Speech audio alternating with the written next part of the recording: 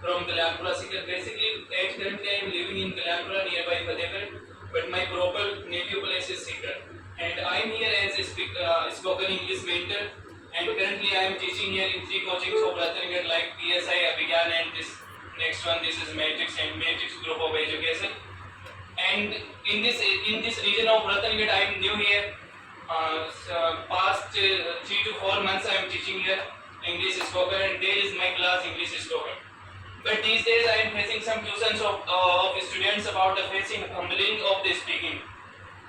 So do you know what's mean by the fumbling while speaking, guys? Is there anybody who knows the meaning of fumbling in speaking? देखो कुछ time बहुत सी बार ना हम आगे कुछ fumbling और hesitation जिसको बोलते हैं वो फेस करते हैं ना इंग्लिश बोलते टाइम।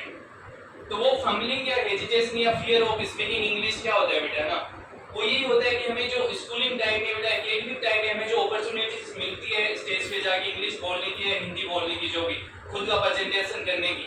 तो उस टाइम बेटा क्या है कि हम खुद को प्रेजेंट नहीं कर पाते हैं ना, या चाहे वो चाहे लेक्चर देने की बात हो या खुद का कोई भी एनी काइंड ऑफ ना परफॉर्मेंस हो, हम वो नहीं कर पाते हैं। उसका ओनली बेसिक रीजन ये होता है कि बेटा हमारे अंदर जो फियर ऑफ इंग्लिश या फियर ऑफ एनी लैंग्वेज या फियर ऑफ एनी एक्शंस होता है, उसको हमें क्या है कि अपॉर्चुनिटी नहीं मिली एक्चुअली में ना, उसको एक्सपीरियंस कैसे करे है ना, उसको दूसरों के सामने रिजेंबल कैसे करे, ऐसी अपॉर्चुनिटी हमें मिली नहीं होती है। तो स्पोकन इंग्लिश या फिर कोई भी जो कोर्स होता है बेटा ना, मेरे जो पर्पस जो ये होता है कि जैसे आप अभी स्पोकन इंग्लिश पे आते हो तो बेटा मेरा पर्पस ये होता है कि how to introduce yourself an face पर। अभी जैसे आप किसी कंपनीज में जाते हो ना खुद के सर्टिफिकेट लेके कि बेटा, तो आपको रिज्यूम देने के बाद ये पूछेगा sir why should I hire you. इसका मतलब ये होता है कि भाई मुझे सर आपको हायर क्यों करना चाहिए, है ना। तो आपके पास बेटा ऐसा कोई बेसिक या ऐसा कोई डिफरेंट यूनिक एप्टीट्यूड है क्या बेटा, जिसके बेस पे आप बोलोगे सर ये स्ट्रेंथ है मेरे में इसलिए आपको औरों के बजाय मुझे हायर करना चाहिए। या तो फिर अगर आपके पास कुछ ऐसे मल्टीलिंगुअल हो या फिर मल्टी टैलेंटेड हो बेटा कोई भी किसी भी लैंग्वेज में, है ना, तो उसको हायर करने का उसके पास कोई अल्टरनेटिव ही नहीं रहता है दोस्तों। You will have to select me of course because you don't have any else alternative, you can't make me out from this centre. इसका मतलब ये होता है कि भाई आपके पास ऐसा कोई और अल्टरनेटिव ही नहीं है कि सर आप मुझे सेलेक्ट नहीं करो। और ऐसा इसलिए सर कि मैं मल्टीलिंगुअल हूं या फिर मैं मल्टी नॉलेजेबल हूं कि सर मुझे हर क्षेत्र का, हर फील्ड में, हर पोर्टफोलियो में, हर क्राइटेरिया में मुझे नॉलेज है। अभी देखो बेटा ऑब्वियसली है ना, सब लोग जानते हो कि जो कंप्यूटर की जो लैंग्वेज है बेटा वो पाइथन, जावा, इन सब पे वो है ना कोड, ये जो भी होता है मुझे कंप्यूटर के बारे में ज्यादा नॉलेज नहीं। बट बेटा जिसमें भी ये सिचुएटेड है बेटा वो इंग्लिश में ऑब्वियसली है ना, चाहे कंप्यूटर या कूलर फ्रिज जैसी का डेली लाइफ का जो भी है बेटा व्हाट एवर यू सी, है ना, जो भी आप दिन में देखते हो या कहीं भी कुछ भी देखते हो बेटा, आजकल हिंदी में कुछ नहीं आता। इस रूम में शायद ही कोई हिंदी का वर्ड हो मेरे हिसाब से, ना आपकी कंप्यूटर में होगा ना आपकी किसी किताब में किसी में भी नहीं होगा। तो बेटा बेसिक डिफरेंस ये होता है कि एक इंग्लिश होती है जो बेसिक हम बोलते हो, एक होती है एडवांस। जो लोग जो क्या है कि आजकल ब्रिटिशर्स बोलते हैं जो इंग्लिश लोग बोलते हैं, जैसे बेसिक डिफरेंस, जैसे मैं ऐसे बोलते हूँ जैसे सर मैं कल रात को जैसे मैं दिल्ली गया ना, इसको देखो हम कैसे बोलते हैं बेटा ईस्टर्न नाइट दिल्ली का, इसको ब्रिटिशर्स कैसे बोलते हैं eastern Delhi sir, eastern Delhi, है ना।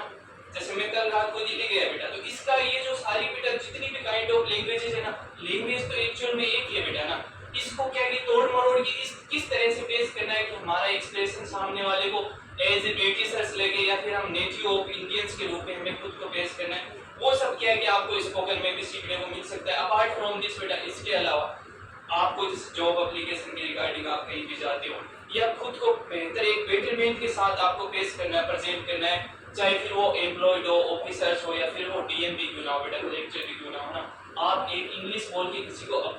किसी के सामने आप इंग्लिश में बात करोगे तो ऑब्वियसली बेटा ना that will put you aside from the others, है ना, वो आपको औरों की लाइन से अलग खड़ा कर देगा, है ना। और इंग्लिश का तो पता है बेटा डिजिटलाइजेशन जो इंडिया को किया गया मोदी जी के द्वारा, तो डिजिटलाइजेशन का नाम भी बेटा क्या है,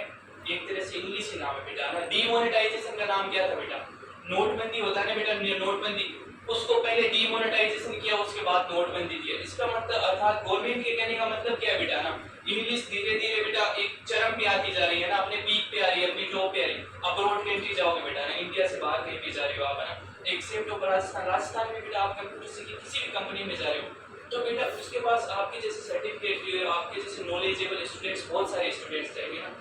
अब वो आपको सिलेक्ट क्यों करे बेटा ना बताओ। कंप्यूटर सर्टिफिकेट तो ऑब्वियसली सबके पास है जो वहाँ पे गए है ना, नॉलेज भी सबके पास है, अब वो आपको सिलेक्ट क्यों करे ना सर। तो आप अगर वो ऐसे पूछ ले कि why should I hire you only sir, मुझे आपको ही इन सब के अमंग में क्यों हायर करना चाहिए, तो इसके पास इसका कोई जवाब जिस दिन हो ना बेटा आपके पास, तब आपके पास सब कुछ है, और जब तक आपके पास इसका जवाब नहीं हो तब तक बेटा ना think over it again and again, इसके बारे में बार बार सोचना है कि सर मेरे पास क्या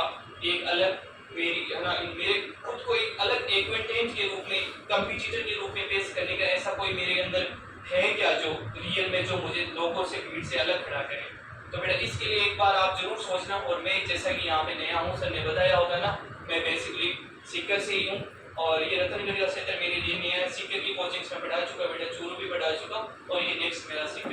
रतनगढ़ में मैं 3 कोचिंग्स में पढ़ाता हूँ, जैसा I have already mentioned about it है ना।